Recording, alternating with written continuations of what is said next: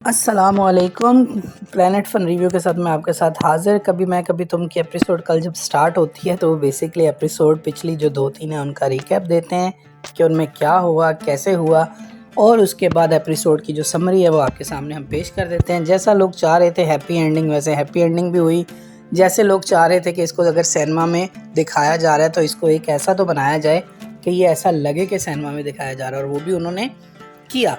उन्होंने उसका स्टार्ट ऐसा बनाया कि वो लगे कि ये सिनेमा की एपिसोड है, और फिर स्टार्ट एपिसोड वहाँ से होती है जहाँ पे बैग उठा कर आते हैं कौन, हमारे मिस्टर हैंडसम जी, मुस्तफ़ा। और वो अपने अम्मी अब्बू से कहते हैं कि मैं अब जा रहा हूँ, ऑफिस जा रहा हूँ। तो वो पूछते हैं बेटा तुमने हमें बताया नहीं शर्जीना किधर है। वो कहता है शर्जीना को मैंने खो दिया, शर्जीना चली गई। आपने ज़िंदगी भर मुझे कहा कि मैं एक निकम्मा, निखट्टू, आवारा, पागल हूँ, और मुझे सिर्फ एक लड़की थी जिसने भरोसा दिया कि तुम बहुत काबिल हो, तुम कुछ कर सकते हो, लेकिन मैंने उस करने की दौड़ में उसी को खो दिया।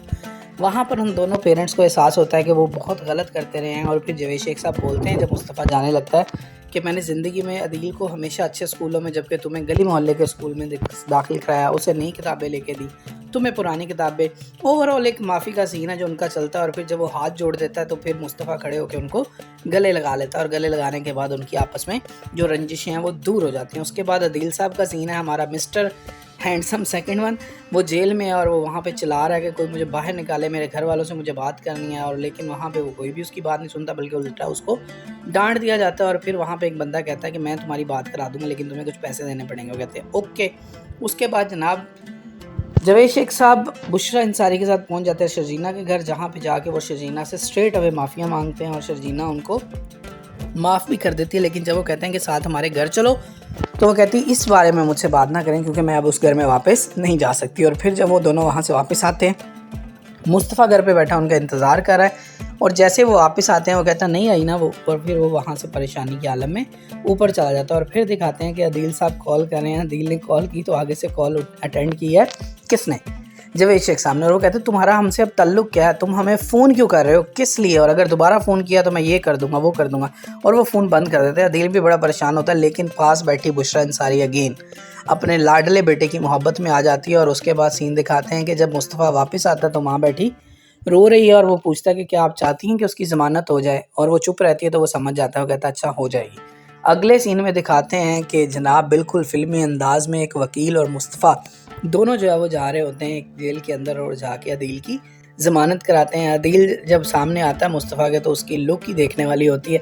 और फिर मुस्तफ़ा अपने वकील को कहता है कि चलें, और फिर वो वहाँ से चले जाते हैं। जैसे ही वो जेल से बाहर आते हैं तो अदील उसे कहता है मेरा यकीन करो, मेरा यकीन करो, मुझे रुबाब ने उल्टे केस में फंसा दिया, झूठे केस में फंसा दिया है। तुम गाड़ी में बैठो, मैं तुम्हें सारा कुछ बताता हूँ। वो कहता है मैं तुम्हारी ज़मानत कराने आया था, तुम्हें गाड़ी में बैठाने नहीं आया था। और याद रखना तुम्हारे लिए अम्मी अब्बू का पैगाम ये है कि वो कभी तुम्हारी अब शक्ल देखना नहीं चाहते। उसके बाद का सीन ये है कि जवेद शेख साहब घर में बैठे खड़े हुए हैं, और जो है वो मुस्तफ़ा आता है और आके उनको एक फ़ाइल देता है। वो कहता है ये क्या है, वो कहता है ये आपका घर है जो आपने बड़ी मेहनत से बनाया, अब इसको आपसे कोई छीन नहीं सकता। और वहाँ पे वो उनसे प्यार करते हैं, और बहुत ज़्यादा सेंटिमेंटल सीन है जहाँ पे वो उसको इतना प्यार करते हैं। मतलब वो ये सोचते हैं ना कि जिसके हम क्या समझते थे वो हमारे लिए क्या कर रहा है। उसके बाद दिखाते हैं कि मुस्तफ़ा की गेम जो है वो बहुत ही ज़्यादा फेमस हो रही है, और मुस्तफ़ा और दानिश खड़े हैं, और वो कहता है अब जिस तरह हमारी गेम चल रही है हम नेक्स्ट 6 मंथ्स में पता नहीं कहाँ होंगे।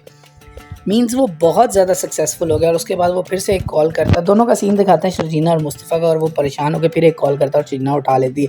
वो कहता है मुझसे एक लास्ट टाइम मिलो। लास्ट टाइम मिलने के बाद उनका एक सीन आता है जहाँ पे वो दोनों आपस में बैठे बातें कर रहे हैं। शर्जीना कहती है कि मुझे पुराना मुस्तफ़ा चाहिए। वो कहता है वो तो वापस नहीं मिल सकता क्योंकि मैं बहुत आगे आ गया हूँ। और शर्जीना वहाँ से उठ के चली जाती है, और फिर दिखाते हैं शर्जीना रिक्शे में बैठ के जा रही है, जबकि मुस्तफ़ा अपनी गाड़ी में बैठ के जा रहा है। और उसी दौरान मुस्तफ़ा को फ़ोन आता है उसके दोस्त का कि भाभी कह रही है घर खाली करना है। मुस्तफ़ा अपनी यादों के साथ जीने के लिए घर चला जाता है, और जब वो घर पहुंचता है वो देखता है कि वहाँ पे शर्जीना मौजूद है ऑलरेडी। और फिर उनके आपस में गिले शिकवे होते हैं, और गिले शिकवे होने के बाद वो दिखाते हैं कि आपस में हक करके वो सुलह कर लेते हैं। और उस हक करने के बाद सीन जो है वो हमें दिखाते हैं कि they are enjoying their life, और फिर उस लाइफ को एंजॉय करते हुए हमें दिखाते हैं सीन में कि कंक्लूजन यहाँ पे होता है कि एक पॉजिटिव एंड हमें बताया गया, एक पॉजिटिव एंड हमें दिया गया। अब देखते हैं कि जनाब व्यूवर्स क्या समझते हैं कि ये एपिसोड उनको कैसी लगी। अपना ख्याल रखिएगा। अल्लाह हाफिज़।